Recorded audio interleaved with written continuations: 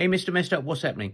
At the moment, I'm helping my daughter prepare for her maths GCSE, and I thought I'd put together a few videos on how to basically do some maths. So let's get straight into it, and hopefully you'll find it helpful.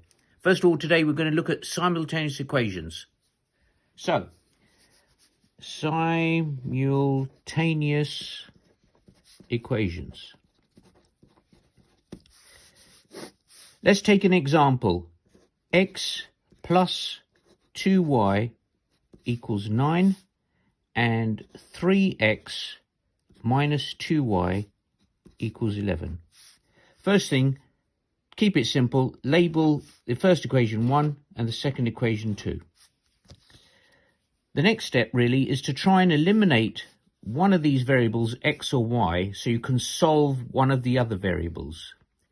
You can obviously see from this particular set of equations that if you were to add the equations together, you would actually get rid of the y variable. So let's do that. X plus 3x is 4x. 2y minus 2y is just 0. And we end up with 9 plus 11 equals 20. So we have 4x equals 20. This should be plus, sorry. So now we obviously have to find out what x is. Best way is to divide both sides by 4. 4x divided by 4 equals 20 divided by 4. This obviously cancels out, leaving us with x equals 20 divided by 4, which is 5. So we end up with a value for x. We can now put that, or feed that, back into equation 1. So here we go, to find the value of y. So we have, if we put that in, we've got 5 plus 2y equals 9, just by substituting the value of x being 5. Now, we need to obviously find the value of y, so the first thing is to get rid of this 5 on this side. We also have, whatever we do to one side of the equation, we've got to do to the other. So we end up with doing minus 5 on both sides of the equation.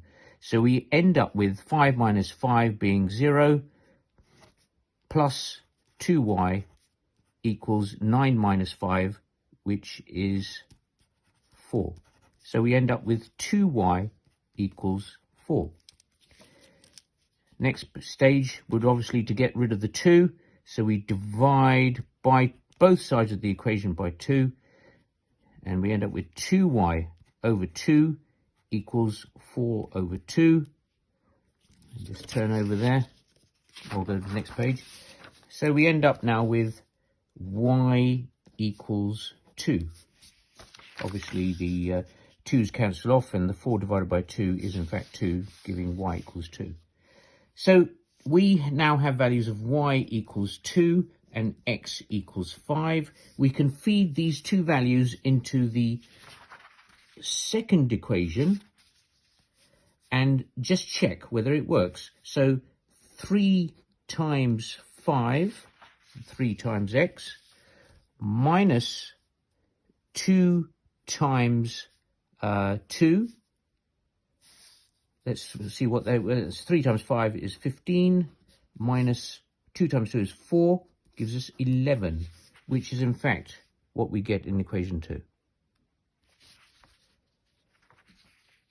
So that's the simultaneous equation solved. I hope you find that helpful. We will be doing more. Cheers.